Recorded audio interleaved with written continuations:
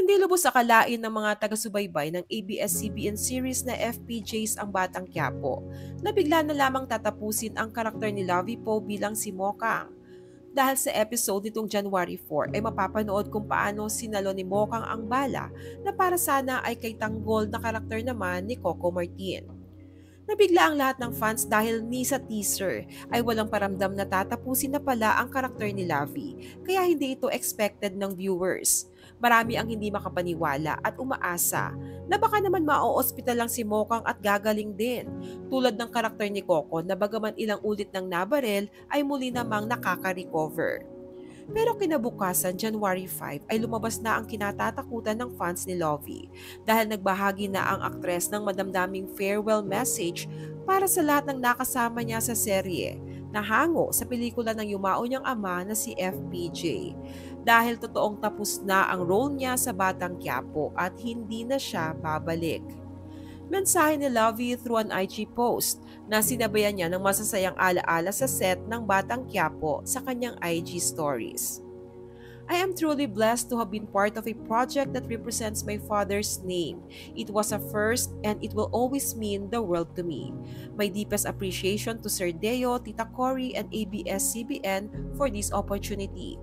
You have given me a missing piece to my puzzle. For that, I will always be grateful.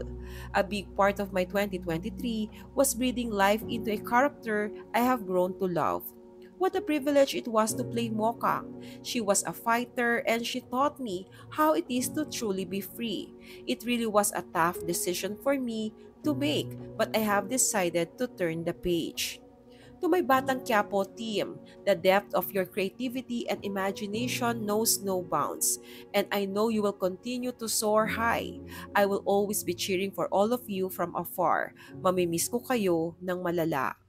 To my dearest tagapagtanggol, maybe in another life? Direk Coco, my dad's legacy is in great hands. Salamat at pinagpapatuloy mo.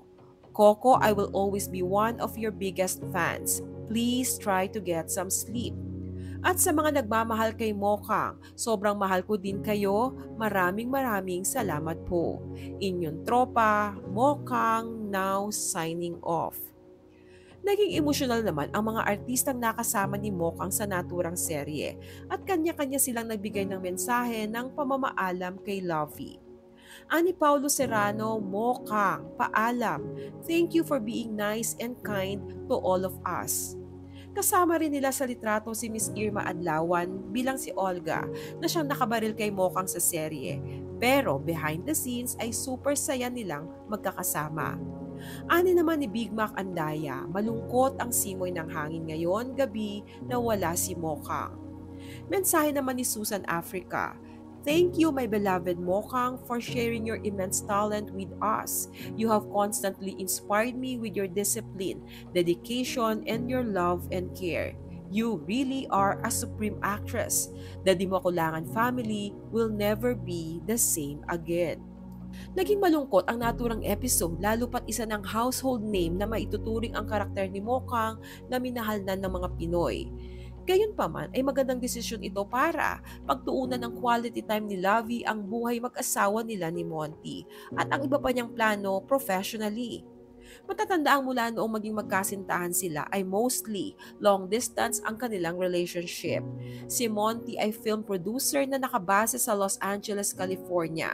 Kaya matapos ikasal sa London, ay agad rin silang nagkalayo para ipagpatuloy naman ni Lovie ang taping ng Batang Quiapo.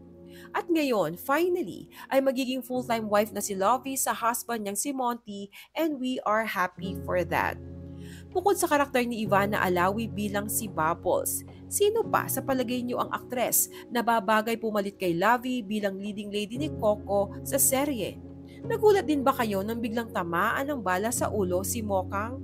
Share your comments below.